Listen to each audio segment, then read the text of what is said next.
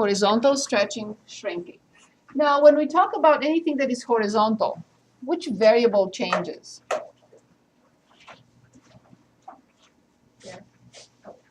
Yes, of course. If it's horizontal, it has to be x. If it's a transformation on the y-axis, it has to be a change in y. Absolutely. Perfect. Very good. Okay. Since we cannot really illustrate this particular transformation, that's why I wanted to separate it from the rest. Stephen? Hello? Thank you. I wouldn't say anything if I didn't care. I would just close an eye and do my own thing, but I do care. We cannot really use a base function or basic function from those 7 to illustrate this. That's one of the reasons why I wanted to separate it. And the other reason I wanted it separated from the other 5 is because this is really not something what you would expect. It's not going to be like everything else, kind of straightforward. Okay? Until you get used to it, until you understand it. Okay, so the horizontal stretching and shrinking, I'm going to start with a function like x cubed to explain what happens here. We all know this function, which is this, correct? This is the graph of x cubed. We know the function. Now I'm going to ask you to create a function that uses this function but change x in twice x. Obviously, it's a change in x. I'm changing x into twice x. So I'm using the same function, but this time I don't want x, but I want twice x. Can anyone tell us what to write on the right-hand side? Very good. Do you all see that? We agree? Okay, now let's simplify this without parentheses. Obviously, I have to raise 2 to the 3rd power, and I get 8. Very good. And I raise x to the 3rd power, and I get this. Now,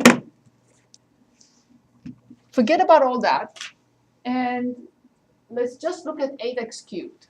This is x cubed. And now I want to graph 8x cubed.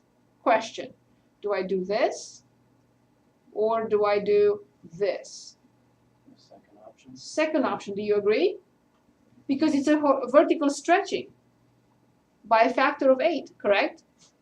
All y values get multiplied by 8. So now in that process, I would like you to tell me what happens to x. From x cubed to 8x cubed, what happens to x? It shrinks. Yes. We wouldn't really expect that, right? So when I change x into twice x, this is not a horizontal stretching, but the opposite, a horizontal shrinking by a factor of 1/2. So this is a horizontal shrinking by a factor of 1/2. That's why I said this is not something you would have expected. I would have expected when I change x into twice x that this would be a horizontal stretching. It's not. What do you think will happen when we want to determine this using the same function?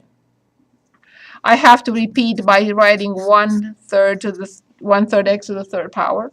I have 1/27x cubed. So now what happens to x cubed with 1/27 in front? Stretches. Yes, which is a horizontal stretching of the graph, horizontal stretching by a factor of 3. So this is a horizontal stretching by a factor of 3. And as I mentioned before, we cannot, if this were a trig, a pre-calculus class, I would have illustrated this transformation with basic functions, but trigonometric functions. It would have been very easy to explain. But we can't. We don't have those functions here. So That's why I wanted it completely separate. So I would like us to look at a graph and illustrate this transformation.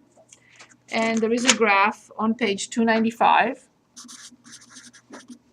And that graph is in exercises 45 through 52. Very easy graph.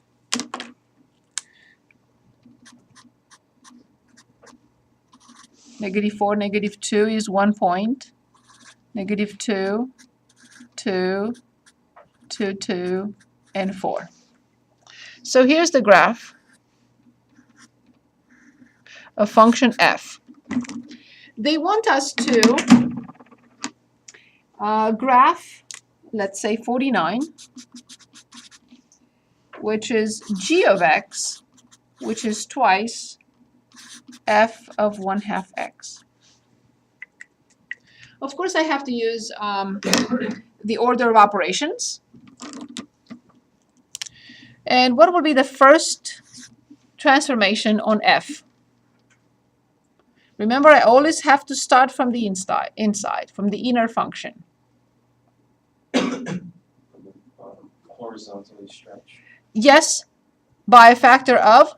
by a factor of 2. Perfect. So f of 1/2 x will be horizontal stretching, exactly the opposite that you would have expected.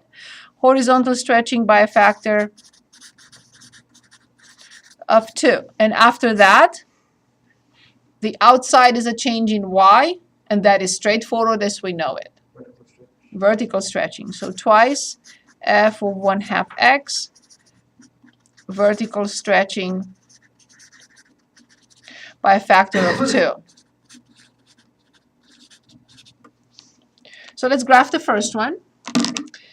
Since it's a horizontal stretching, no y value changes, only x values. Ready? So this point is when x is -4. Where will it go? -8. At the same altitude. This point is at x equals -2. Where will it go?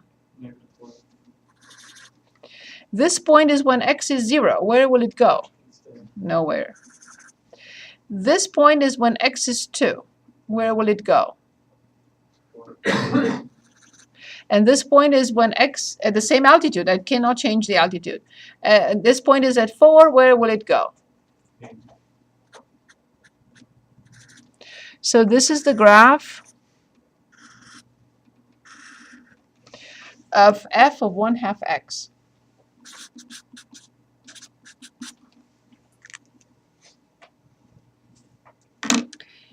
Now I have to multiply.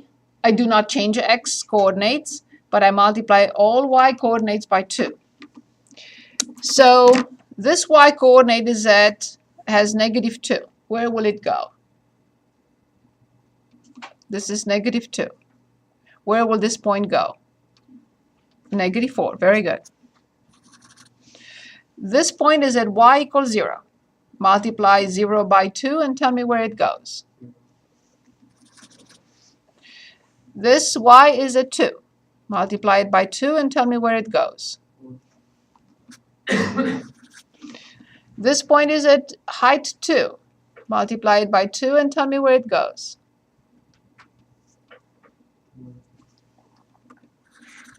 This y value is at 0. Where does it go? So here it is.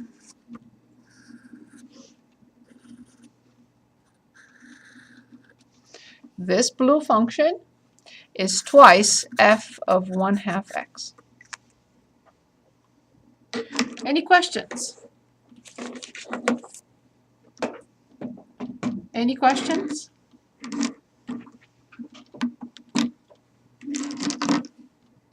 Did we get the idea? Do we need more examples or can we move on? Sure. Okay, for the same function, we have g of x, problem 50. g of x equals 1/2 f of twice x. I'm going to copy the function one more time. 1, 2, 3, 4. 1, 2.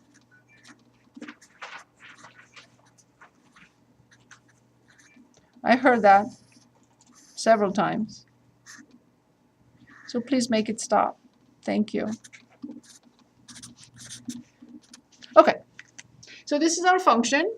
We're asked to graph 1/2 f of twice x. Where is our starting point? Where is the first? What is the first transformation we have to perform?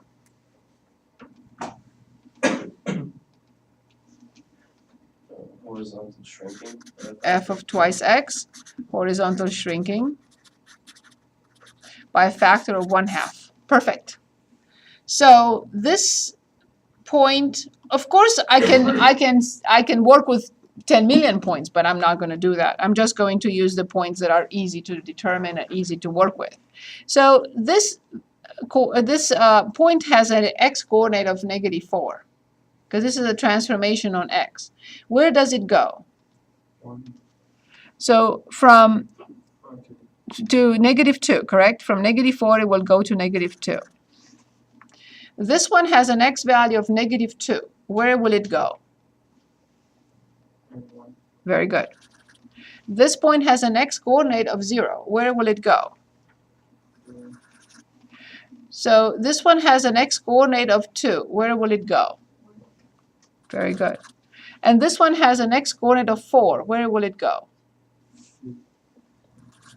So this is the graph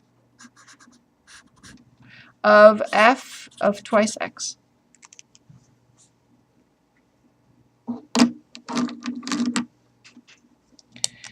Final transformation. This is 1/2 f of twice x, which is straightforward. All y values get divided by 2. So it's a vertical shrinking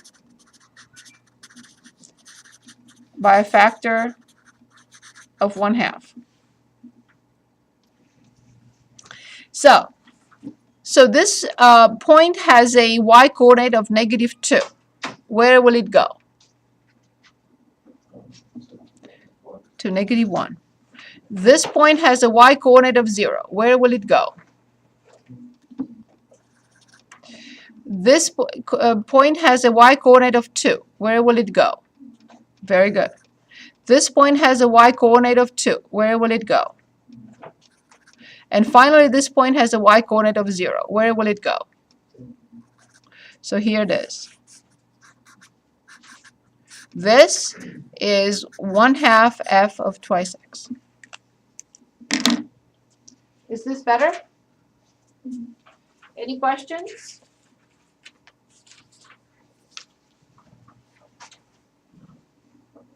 Okay, so now we're ready to move on, I think, unless you tell me otherwise, to section 2.6, which is basically algebra of functions.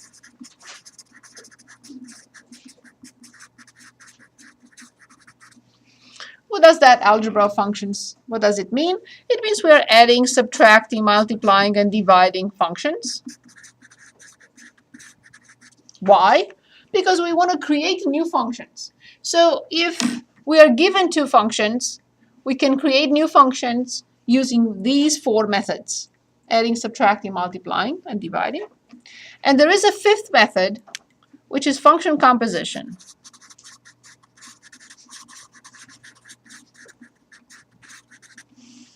So let's talk about the adding, subtracting, multiplying, and dividing functions.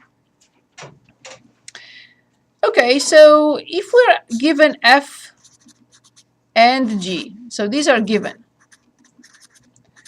to us. If somebody is asking us to find f plus g of x, all this section is review from a previous course, but I don't consider a review, so we're going to go over everything. So if somebody is coming to us and tells us find f plus g of x, what are we really asked to do? So we are really asked to find f of x plus g of x. That's the definition. It's self-explanatory because we decided to use a name that clearly says to us what we need to do. So we're going to pick two functions and we're going to do this. What do you think about f minus g of x? What will that definition be? Of course, it will be f of x minus g of x. What do you think about fg? What does fg mean? Perfect. And finally, f over g.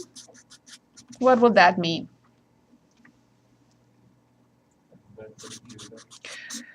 However, look, I'm going to put the comma and I'm going to write if, which I did not do for the previous three situations, for the sum, difference, and product. What does this mean?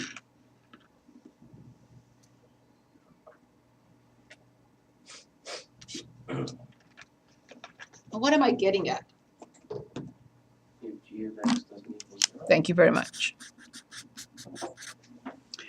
As we stated with all rational equations, that's what happened. We have to make sure that the denominators are not 0, otherwise nothing works.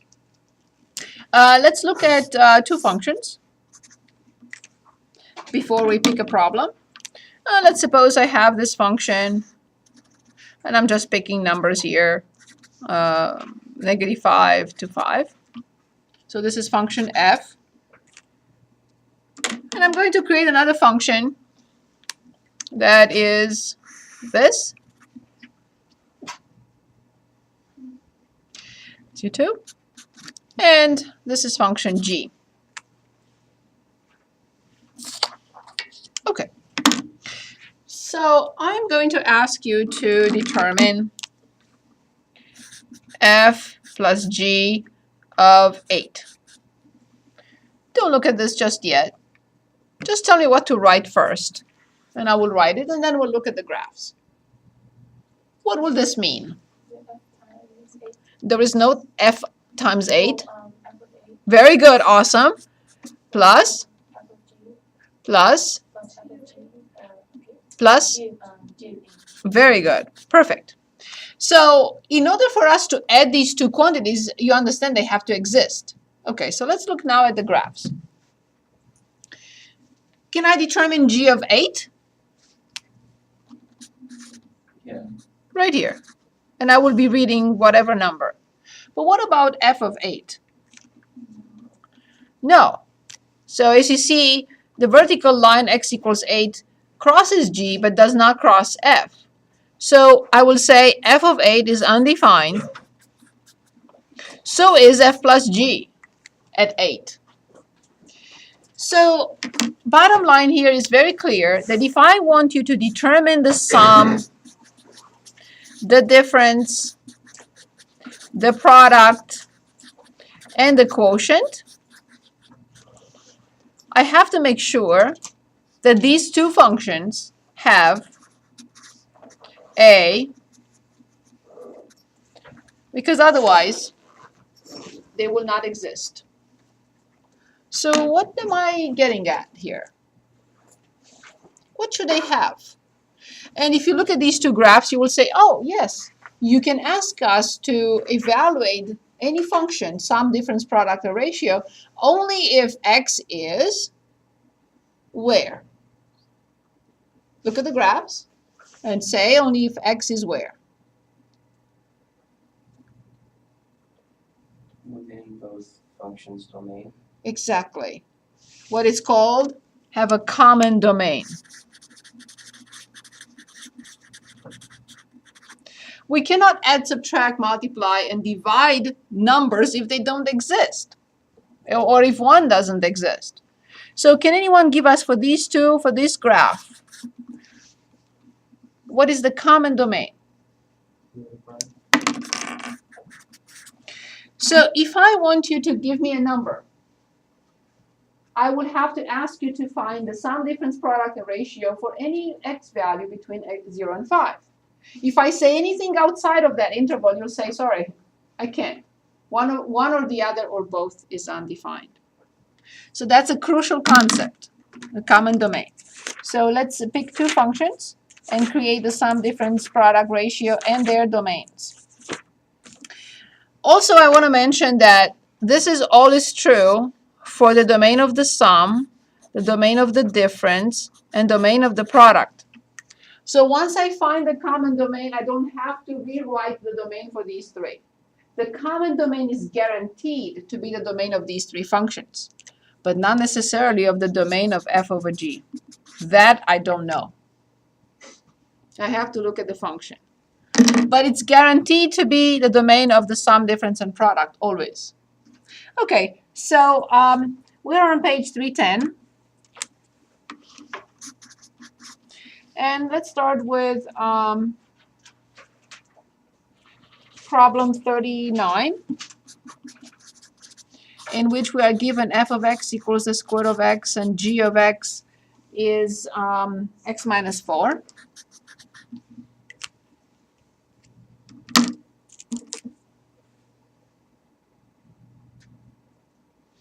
And here, right away, I need to determine the domain of f and the domain of g and find the common domain right away.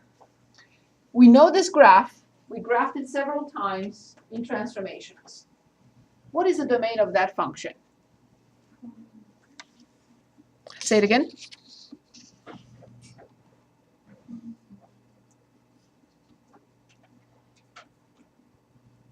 I think I heard it.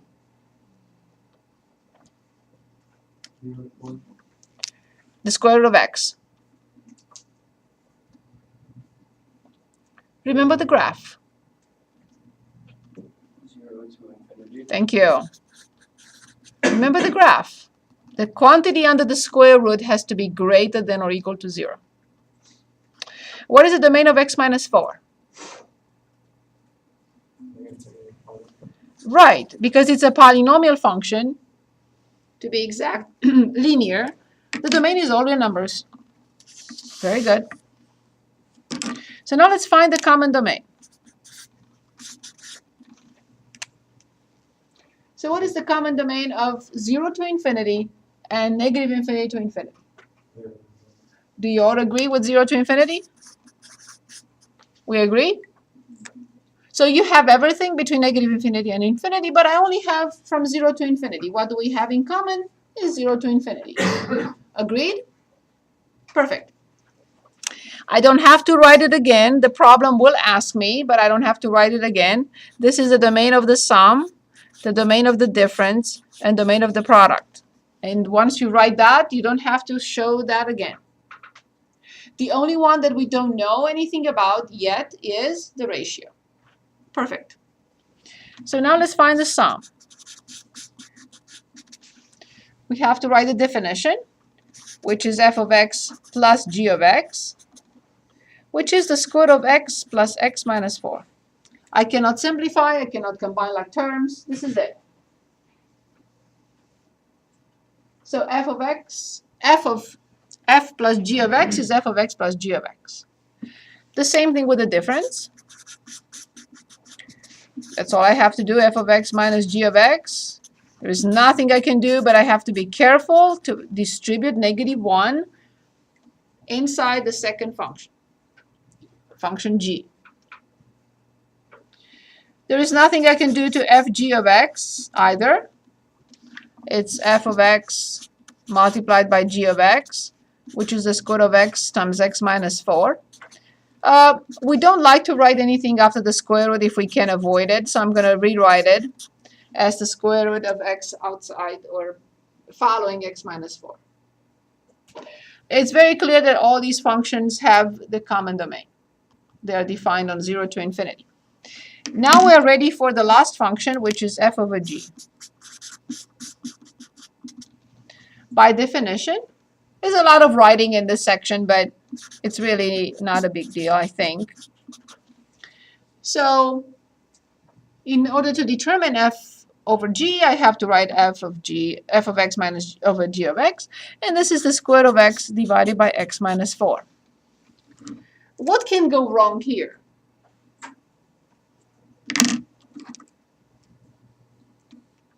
I'm asked now to find the domain of f over g.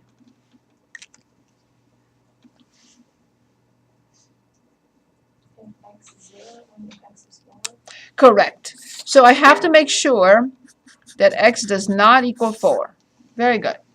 From the common domain, where they both exist at the same time, I have to remove this value in order to find the domain of the ratio. I have to work on still on the common domain where both exist. But this time for the ratio, one other value is not acceptable, and that value is 4. How do I write the domain of f over g?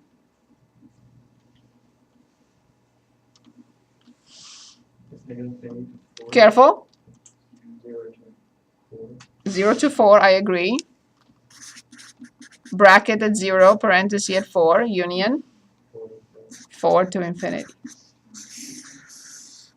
It's very tempting to say, oh, it's only x not equal 4. But no. We have to go back to the original situation or original problem where we were given two functions, and if they don't have a common domain, I cannot determine anything else. But they do have a common domain. But this is an extra situation in which x cannot be 4 because it's a ratio. Very good. Any questions here? Any questions? Everything okay? Okay, so I would like to look at problem 28, in which we have g of x equals the square root of x minus 3 divided by x minus 6. Just to make sure that what we just did is clear. Okay, we are asked to find the domain, nothing else. We're not asked to do anything to this function, just find its domain. Obviously, there are two restrictions here, two situations that have to be avoided. The first one is very clear, which is X cannot equal 6. of course, the denominator cannot be 0, so x cannot equal 6. What is the second possibility that go wrong? The second thing that can go wrong here? Remember the graph of the square of x minus 3. It's not defined everywhere. So, how do I determine the domain of the square of x minus 3? What do I have to write? Yes, x minus 3 greater than or equal to 0. The numerator can be 0. The quantity under a square root cannot be anything else but 0 or positive. So then we have two situations or two conditions, x not equal 6 and x greater than or equal to 3. This will give us the domain of the function. Anything from 3 to infinity except 6. Can anyone attempt this for us?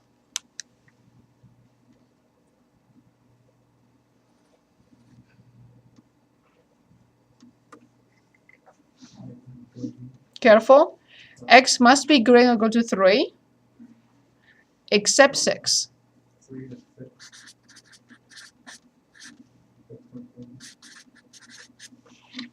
3 to 6 and 6 to infinity. This is the domain of this function, g of x.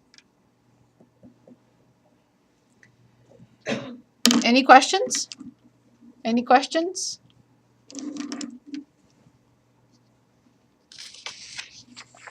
Okay, so let's look now at the fifth possible way of creating new functions, which is function composition.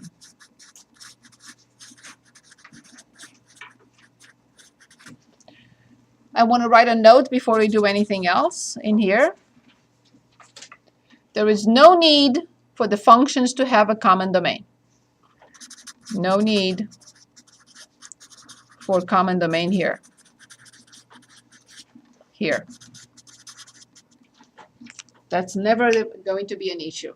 They don't have to have a common domain. It's okay if they have, it's okay if they don't. But this is not the issue here. The issue is the common domain is only when we add, subtract, multiply, and divide. Function composition does not require the two functions to have a common domain. So let's take a look at 3 bubbles.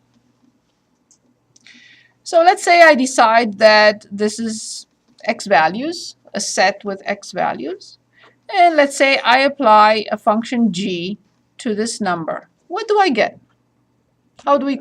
Very good. Do you all agree that we get g of x? When we apply g to x, we get g of x. Agreed? Okay. Let's suppose now, for whatever reason, I decide to apply another function, which is f, to this number. What will I get? I couldn't hear. Sorry. I'm applying f to this number. I completely agree. This is what the function composition is all about. So this is function composition. F comp g, in short, f comp g of x. You can say, wait a minute, but you applied g first. True. G is the closest to x. G will be the inner function. So this is what you just told me here, f of g of x. G is applied first, so this is the inner. F is the second function applied to g, so this is the outer function. What if I say g comp f of x? Which one is the inner and which one is the outer? Correct, because now f is the closest to x if you want. So g of f of x. I will not ask you, I don't think it's it's beyond the scope of the course, I will not ask you to find the domain of the function composition. I do this with my pre-calculus and calculus classes. So no, I don't think it's the place here. But I just want to say one thing. What can go wrong? Because we know what can go wrong with the sum, difference, and product, and ratio. We know what can go wrong. That I am trying to define the sum difference here, or here, or here. So the common domain is crucial. But this is not the case here. But let's see what can go wrong. Let's just discuss it for less than a minute, if possible. So you understand that something can go wrong in this situation as well. Okay. So this is the values or the set of values of x. What does this set represent for g? We used the word like 10 times already today. What is this set for g? Domain. Thank you. Domain of g. Perfect. What is this set for g? It's where the y values come from. The range of g. Now let's take a look at function f. What does this set represent for function f? Very good, awesome. This is indeed the domain of f. So what can go wrong? What can go wrong is that I bring here a number like 10, but f is not defined at 10. I will never land here. So again, I'm not going to ask you to do this. What I'm saying is, if the range of g, of the inner function, does not work well with the domain of the outer function, then the chain is broken. So there is no discussion over the common domain. Okay, let's move on. I would like to look at two functions. Let's say f of x equals x squared plus 1. And g of x, let's say negative 2x plus 3. And determine f comp g of x and g comp f of x. And if I would like you to think of this also, what do you think this will be? F of x. That's possible too. I can do it as many times as we want. Okay, so let's look at f comp g.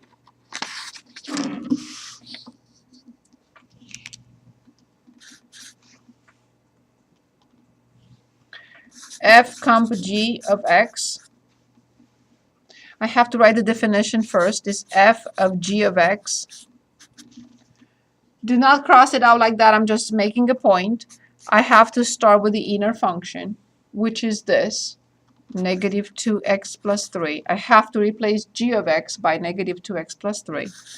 So I rewrite it, f of negative 2x plus 3. And now I have to look at f. What does f say?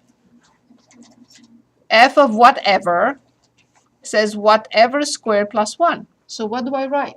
I want whatever squared plus 1.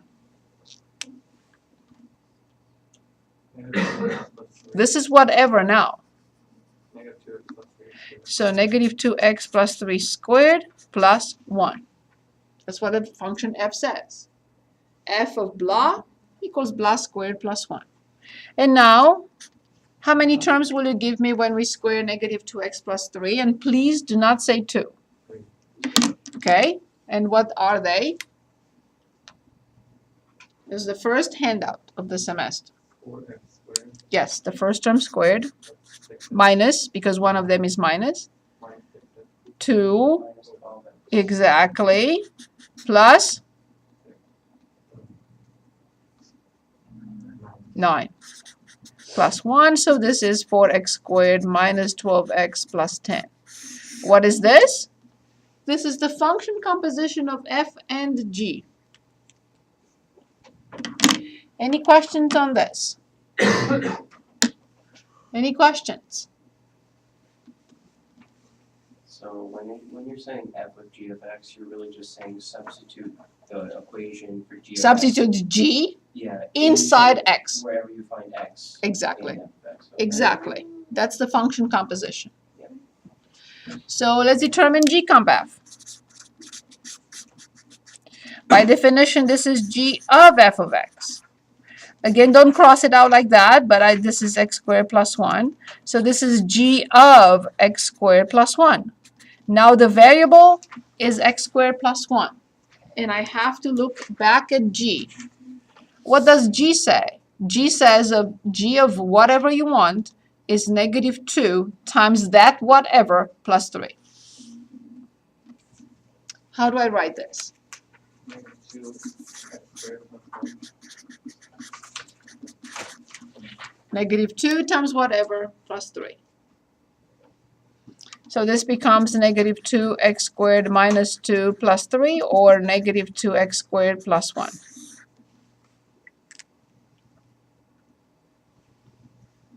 Okay, let's also do f comp f or g comp g if you want. If not, we'll look at other problems in the book. We want f comp f? Yes? Okay, so f comp f of x. I have to write the definition first, which is f of x, which is f of x squared plus 1. So remember what f says?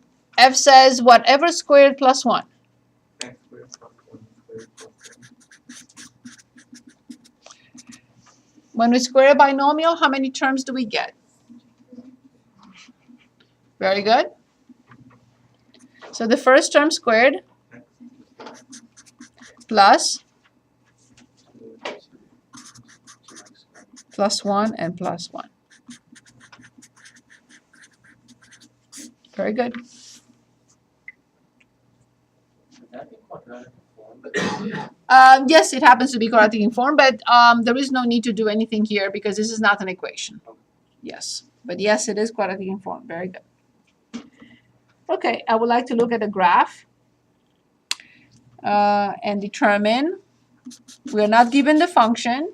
So 94 on page 311, we have g comp f of negative 1. Before we look at the graph, what will this mean? What am I asked to find? Please dictate. G of f of 1. G of f of negative 1. Very good. G of f of negative 1. Where do I start?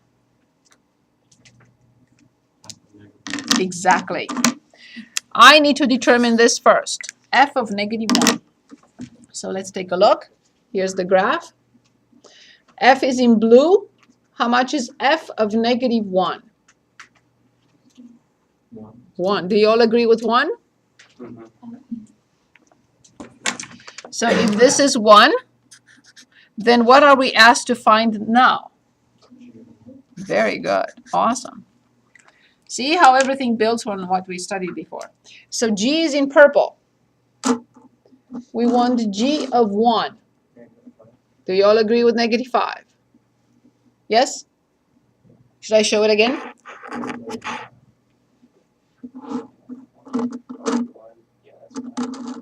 -5, correct? Very good. So the answer is -5. Any questions? Any questions? So far, so good? Function decomposition. What is this? Okay, so let's look at the function. Let's say we have 1 divided by x squared minus 7. And we're asked to decompose this function. There is more than one correct answer here. Decompose this function into an inner and an outer function. Okay, what do I have to do here is find the function that I have to evaluate first. Let's suppose I'm asked to evaluate this function for x equals 10. Which portion of all this I will have to evaluate first? Exactly. That must be the inner function. When I'm done and I obtain one number here, what function do I apply to this particular number? 1/x. That's it. That's the outer function. Exactly. Okay, on page 311, let's take a look at 77. Stop me if you have questions anytime, please. So this is the cube root of x squared minus 9. We want an inner function and an outer. You can name them the way you like, f of x, g of x, whatever. Doesn't matter. So please tell me, what is an example of an inner? There is more than one correct answer here. X squared minus 9 is exactly what I need to evaluate first. After I get one single number here, which function I apply next?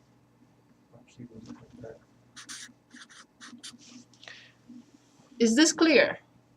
Would you like another example? Is the idea clear of function decomposition? Do we need another example? Okay, very good. So that's really all I had to say in 2.6, so we can move on to 2.7. Inverse functions.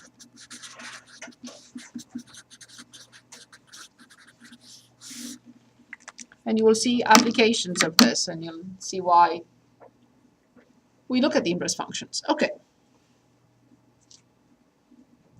Let's say you look in your wallet, and you have an X amount of dollars.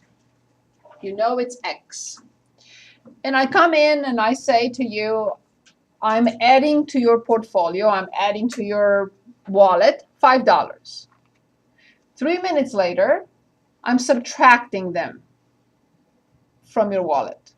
So I'm giving you 5, and 5 minutes later, I take 5. Or I come in and I take 5 from your pocket, and then 5 minutes later, I give it back to you. In any sequence, I'm giving you and then taking it back, or I'm taking it and then giving you back. What happened to your X amount of money in your pocket or wallet? Nothing. Why? Because I created two operations that are inverses of each other. One takes care or annuls the other. By giving you 5 and taking it away, nothing happened.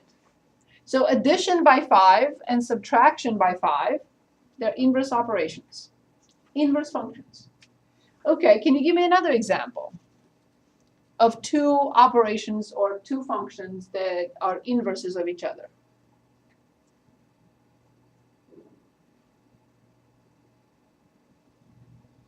multiplication by 2, 2x times f. and division by 2. They are inverse operations. So let's take a look. Let's say f of x equals twice x, and g of x equals 1/2 x. What do you think the function composition each way will be? Exactly. This is a very important property. This property belongs to inverse functions. It's called the property of inverse functions. The property of inverse functions. Okay, let's take a look at two functions and see if they are inverses of each other. And here's an example. Let's say number 4, which is f of x. Oh, by the way, page 321. F of x equals 4x plus 9, and g of x equals x minus 9 divided by 4. Are these two, the question here is asking us, are they inverses of each other? Are they inverses of each other? I don't know. What do I have to show? I have to calculate something and show something. So what will I have to do? What do you think? Exactly. I have to find f comma g, and I have to find later on g comma f. Now what if f comma g does not equal plane x? Will I have to find g comma f? No. It will be a waste of time. So if these two functions are inverses of each other, what should the result be? A plane x. Exactly. Not x squared or x over 2 or x plus 3. Good. So the function composition is f of g of x, which is f of x minus 9 divided by 4. So now let's look at f. What does f say? F says 4 times whatever plus 9. Can anyone dictate other than Kyle? I know he knows everything.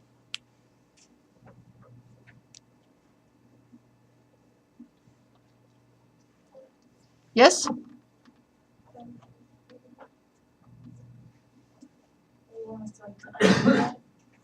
No, I just want to write what this equals to.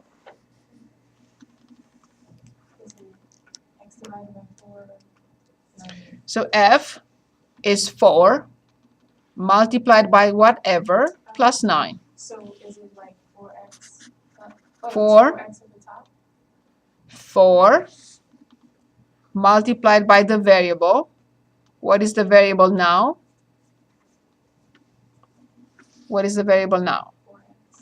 X minus 9 over 4 is the variable now. So 4 x minus 9 over 4 and plus 9. So one more time.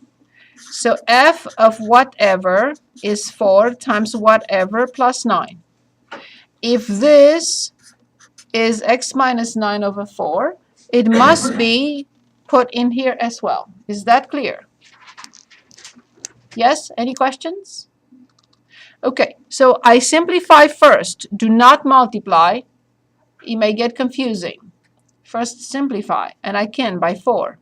This is 4 over 1, and this is 4 in the denominator. 4 by 4 is 1, 4 by 4 is 1.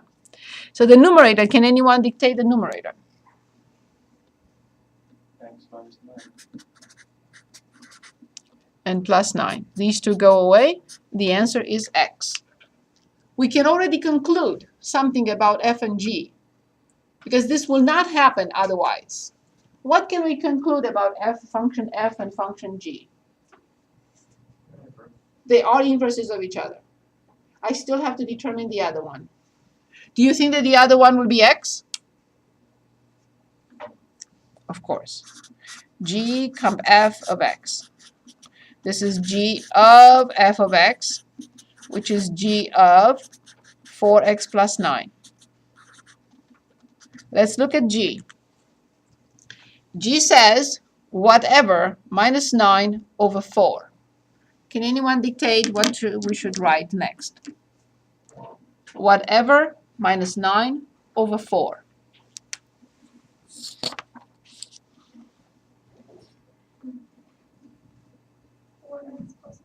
Very good. Whatever, very good. Very good. Excellent. So these two go away because they cancel out. 4x divided by 4 is? Since these two, the function composition either way is x. It's like me giving you $5 and taking it back. Nothing happened. We conclude that indeed f and g are inverses of each other. Very good. Any questions? Any questions? Any questions for me here?